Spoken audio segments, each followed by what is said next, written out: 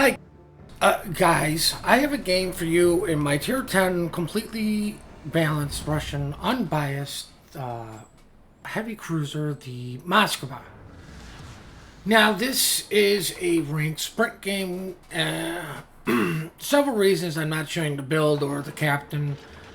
It's because in about 4 weeks, this ship is moving from tech tree to premium. Good luck, everyone. This is the clan battles build, which is hence why I have defensive fire. Thank you. It's more or less set up for survivability. I am running the legendary module, but like I said, this build could be completely useless in 4 weeks. So there's no point in showcasing that until we know what is going on with the legendary module. Now, the other thing is, if you got the Moskva, do not sell it. Okay, wait until the official, not release. Wait until they send out the patch notes, which is usually a day before the patch, which would for the US be a Tuesday. Just wait for that. Wait for those patch notes so you can read on exactly how you're going to be credited, how you're going to get the ship, how the ship is going to be purchased out of the armory. Enemy force sighted on The other thing, before we get into the point of the video, is my thoughts on ranked sprint and how I did and all that good stuff, is don't buy the ship right away. Like, if it's going to coal or to steel, you don't have to get the ship right away. Okay? The best thing to do with is, unless you're sitting on a shit ton of coal, then, of course, if it's not going to affect your coal stash, then, of course, why not get it if you've got everything else? But one of two things: wait for your next coupon, which will probably be another 6 months, and see what ships they're taking out of the armory and get those first, because they have a tendency of, when they move stuff into that part, they get rid of older ships in favor of newer ones, and this will be a newer ship going into the armory. Now, if you don't have the Moskva, I don't even know if it's been removed from the tech tree yet. If it hasn't been removed from the tech tree, get it as fast as humanly possible without killing all of your flags or all of your free experience. Get to it as fast as you possibly can before it does go in, so you could possibly recover some of your credits, because that's more or less what they're going to do, and you're going to get a free ship. Now, I have no idea what's going on with the legendary module for this ship. I don't believe that information has been released yet. And this is a legendary run Moskva, which is why you see a extremely nicer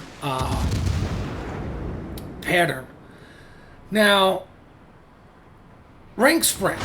I like this season of Rank Sprint. I think the new one's starting next week or something. I don't know. I usually don't go in day one because there are so many other things that I'm trying to do.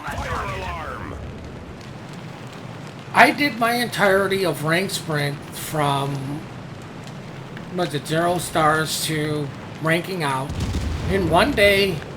I did it in 33 battles. I'm not trying to sit here and brag. I did every game solo. I only had one game where I actually knew somebody on my teammate, and that's when Zath.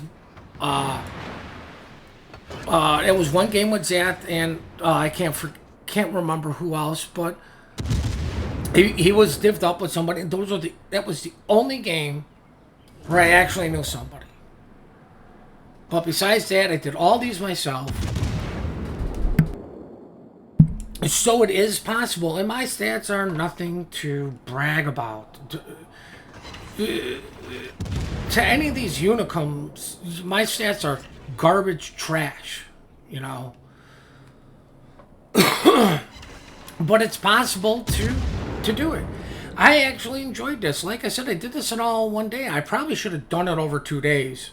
Probably actually would have done faster, but you know, once you get to rank 2, you're like, it's 2 more stars, and that's where I really started getting a hiccup was, you know, winning and losing. You know, they're really not advancing, but not falling back. If you're playing ranked, then you know you get to per se a goal of yours. Like today, I'm gonna get to rank 5. And you get to rank 5, and you're like, oh man, you know, crap, I didn't think I'd get here this fast. I've been winning an awful lot. I'm, you know, lost 2 games, you know, out of the 7 I've played. Play another one, but once you start getting into that trend of now I'm just playing to proceed, everything's super serious, and you're starting to get really tensed up, just stop. It's better for your sanity. It's better for you. Better for the teams, because you know you're gonna be more focused if you come in and have a more of a relaxed attitude. You know, when you're really trying to give it your all, then this super beyond focused, I'm gonna do whatever I can. It's usually where most people start doing their slide back down to where they started at the end of the day.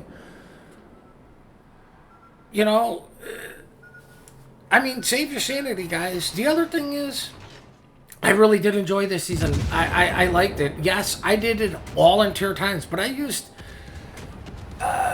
maybe for the first 3 or 4 ranks, I used Montana, then I went to Crown. Like, I didn't stick with just one particular ship, but I always had the one ship that I was going to use to be like, okay, I'm putting on my tryhard pants. I'm going to do whatever it takes to get these wins. This is going to be my ship, and that was never gone. But I went through every single one of my BBs. I went through Hindenburg. I went through Moskva, several games in Montana, several games in Kreml. I actually don't think I used my curve first. No, I used my curve first for 1 game. Luckily, it was all win and done, because this was all going on during the 200% week. The other thing I liked about this, tier 9s. They allowed tier 9s in here. Guess what, guys? If you're grinding your tier 9s, this was the best place to do it, because guess what? You're getting some good EXP and rewards. Fairly easy to get a couple achievements in ranked if you understand the achievements and how to get them. Like high caliber, Confederate, fairly easy to get. All you gotta do is like 10% damage to a ship. Shoot 6 ships. You're probably gonna do 10% of their damage just by shooting at 6 different targets. You know, if you're skillful enough, ballsy enough, probably could get away with getting a fireproof dreadnought. Good luck getting liquidator or unsinkable. Those are near next to impossible to get these days because of the way flooding mechanics works. But grind your tier 9s all through rank, because guess what? You're accomplishing 2 things at the same time. And I think if rank sprint is tier 7 this time, I don't remember. I'm not a huge... rank is whatever to me. I really, you know... I just go in and get some flags, and, you know, if I do well, I do well. Great. If I don't, I don't. Rank sprint is usually where I do try to get the rank 1, but even then, I don't care. But grind your ships through rank. Whether you're good or bad or whatever, you're going to get good experience while upgrading your ship, getting EXP on your ship, and hopefully getting those stars to achieve ranks to get more goodies. So, I mean, that's what I really liked about rank, because, you know, there weren't any... Well, of course, there are going to be some bad tier 9s, But there's no, like, horrific tier 9s, like, oh my god, we've got this guy on our team, we've got this ship on our team, we're gonna lose, you know? The Buki is a decent ship. Most people are gonna argue that it's garbage, it's trash, but it's not horrific. It's beneficial. You know, a good cruiser player is gonna know how to get that ship to work. Everybody loves the kite. What ship do people think is bad but is really good at kiting? The Rune. You know, Buffalo's got hard-hitting guns. Seattle's utility. The battleships, Iowa, is, you know, there aren't, you know, people are going to say the Izuma, but it's not like it's horrific. Probably the one people would say would be the worst would be the Frederick D. Grosser, but it's not like any of those ships are so bad that you're a detriment to your team, and the same thing with the DDs. There aren't any, like, horrific tier 9s, and hey, I'm grinding through this ship, and I'm getting stars to rank out. I mean, I love that. I love that inclusion of, you know, the tier 9s. I'm sure most people were going, oh, we got a tier 9 on our team.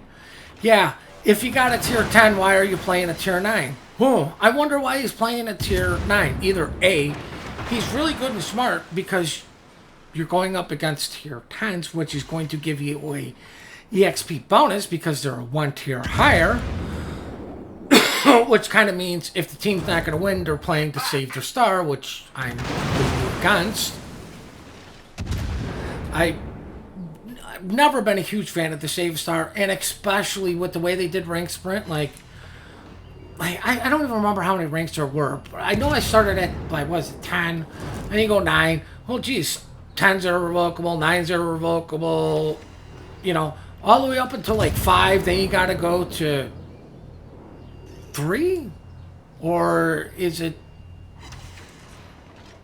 6 to 4? But you know, like, I know, like, you have to get to 2 for it to be irrevocable, and 3 was not, and it's only 2 stars.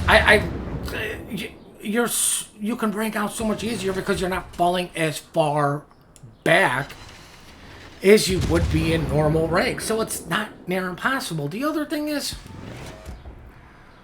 who cares how many games you did it in? The only reason I'm telling you what I did is so you can understand this is possible, this is achievable. I'm not a great player. I'm not the worst player. I'm above average at best. This crap where you hear people going, oh my god, this guy's got a 1% win rate and he's ranking out. What the fuck is this world turning into? Who cares? If the guy's got a 1% win rate and he ranked out, what does that say about you? You should be looking at yourself, not the other players, going, God, this guy did it. Why can't I? What am I doing wrong? What do I need to get better? What do I need to get those stars so I can rank out too? The other thing is, let's face facts. A guy with a 1% win rate, and I'm saying 1% because, you know, God, I hope there's nobody with a 1% win rate out there. I would feel horrific because I'm calling them up, and I'm not trying to. If there is the guy put in the time and the dedication to do it. That's all you gotta do. That's all this is another type of grind. It's an easier grind for some people than others.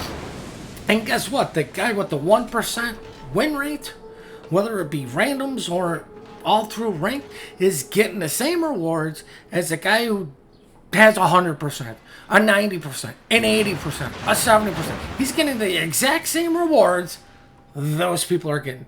So who cares how many games somebody plays to rank out? You just have to be smart about it. Is it possible to do it in one day? Yes. I did it. Several other people did it. I'm not painting my back. Like, so what? All I'm saying is, I did it solo. I did it in one day. I used multiple ships, but I relied heavily upon my battleships. So it's not like there's one ship to, you know, cure them all. There's several, and, you know, some people would argue the Burgon was a stupid choice for me to bring. You know, because it's got 15-inch guns. But guess what? I made the ship work. That's what you have to do when you do this, is find a ship that works. Sorry for the cough. But by including tier 9s, hey, guess what? The ship for you that may work may be a tier 9. And who cares if it's tier 9? But it allows more players to play it. There's so much less penalty for not winning, which is why I wish they'd just get rid of the save a star. Either you win as a team or you lose as a team. It's always been my attitude about this, because that's how it's done in randoms, that's how it's done in clan battles, it's how it's done in Kings of the Sea. It's how it's done everywhere. It's like either you win or you lost. But for some reason in ranked, we need to save a star because, let's face facts, all our top tier players bitch that they get on the bad team and just leave the game and move on to the next one because, oh, it's a loss. They don't even try. Is that a problem with rank? No, it's a problem with the player base. It's a problem with the players not going, oh, this is a loss because Matchmaking Monitor said so, so I'm not going to try. Screw this. I'm moving on to the next game to where Matchmaking Monitor says it's a guaranteed win. They play that game and then they fail because everybody's a super unicum and nobody expected all the subpar players to YOLO rush them at the start of the game and just absolutely obliterate them, get all the caps, and they're like, what happened? That's an extreme rarity, but it has happened. You know, and that's why I've always said, just the save a star mentality is bad because that's what some people's attitudes are when they go into this. I'm going in, if I can't win, I'm just going to save my star. Your attitude should always be, I'm going to win. If I don't win, I'm losing a star. And you're less penalized for having that mentality in rank sprint because, oh no, I went down one rank. Oh, I lost 4 stars. It's not hard to get those 4 stars back. It really isn't, guys. Especially when you get to the higher part. Like I said, I think it's, once you get to 2, it's irrevocable. So you could be sitting there all day going one loss, 1 win, 1 loss, like, and never going anywhere. But say you start losing 6 games in a row, guess what? You're still at, you know, rank 2. You know, at that point it turns into you should stop playing for the day, collect your thoughts, you know, regroup, refocus, do something else, then come back in with a fresher mindset. And then, oh, I'm just going to go in and save my star. It doesn't matter if I advance. I'm just going to save my star. And if we advance, great. If we don't, whatever. At least for rank sprint, I'd like to see them lose the save star. The other thing, you know, oh my God, it's 12v12. Well, yeah, guess what? You're going to have less of an impact in a 12v12 game. But guess what? Still have a huge impact in a 12v12 without even realizing it. I mean, these are decent numbers that I'm putting up. You know, 2.3 million potential, 1 point. Yeah, I wish it was 1.9 million damage, but just shy of 200k damage. You know, why am I getting shy of 200k damage? Because it's freaking ranked and everybody gets a heal. I'm sitting at 4 for freak's sake. My guns are reloading slightly faster. The gearing is... It's doing the right decision of just running away because he's under radar. Fall back, heal up. You know, not hard per se to survive and do damages if you understand angling. And sorry for the coughs again. But if you're going through your tier 9s, guess what? You're going to learn that a lot faster getting your ass handed to you. If you already don't understand it, then you will be just not doing anything. Look, high caliber. You know, at this point, I didn't care. Like, high caliber for me in randoms is uncommon. In this, you know, okay, wow, another Confederate high caliber, because I understand how to get those medals. And along with getting those medals, you're getting smaller credit bonuses. Or I do believe you get some credits. It's nothing huge. It's nothing to write home about. You know, if I'm wrong, whatever. But I mean, it's not like you're, oh my god, I'm making so much more money because I'm getting medals. You're getting some credits, I do believe, but I mean, like I said, it's nothing to write home about. Well, I hope you guys enjoyed my thoughts on how ranked was. I hope you enjoyed this gameplay. What were your guys' experience in ranked sprint this season? What are your thoughts on ranked ranked sprint?